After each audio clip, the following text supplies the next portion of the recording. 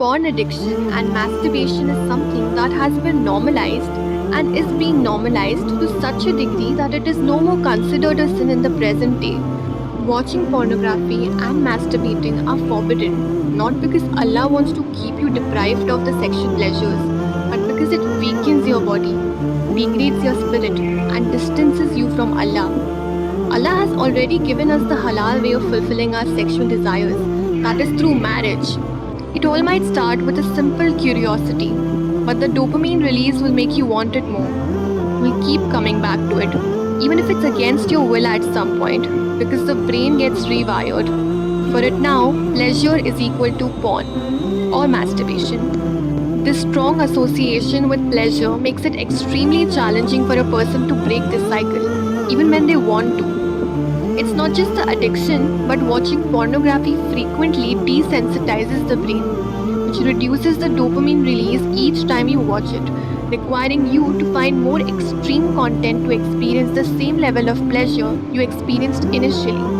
This gives rise to sexual harassment and rape culture in our society. It has been found that a number of rapists used to watch extreme pornography on their phones. Masturbating will physically exhaust you, disrupt your sleep patterns, leading to chronic fatigue, anxiety, guilt and shame, stress, and even depression. And for the brothers and sisters who are married and still involved in such activities, this is a violation of your spouse's rights. This is you betraying them. In Surah Mominun, chapter 23 of the Quran, Allah describes the people of paradise who will stay there forever, the successful ones.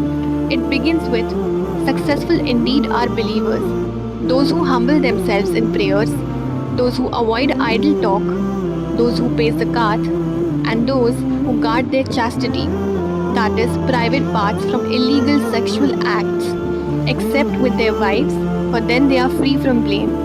But whoever seeks beyond that are transgressors.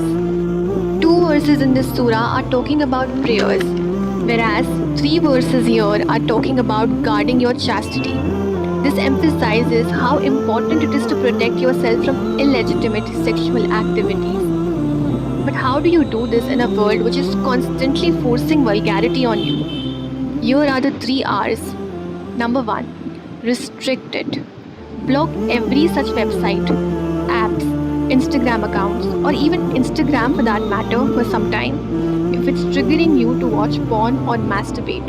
The biggest problem is easy access to such content. So the more you restrict it, the better. Number 2, replace it. Replace watching pornography and masturbating with tasks which are actually going to benefit you, instead of just giving you instant gratification and then guilt later on.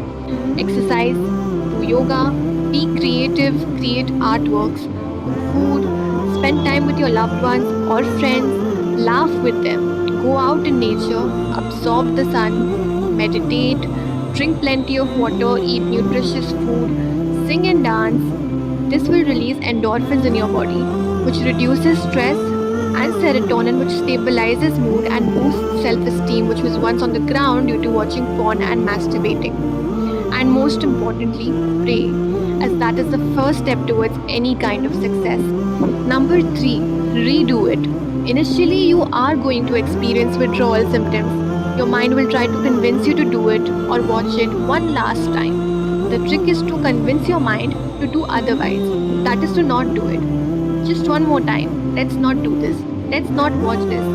This way you convince your mind each time it tries pushing you towards the filth. Within a week, the cycle will completely break. You just have to redo it.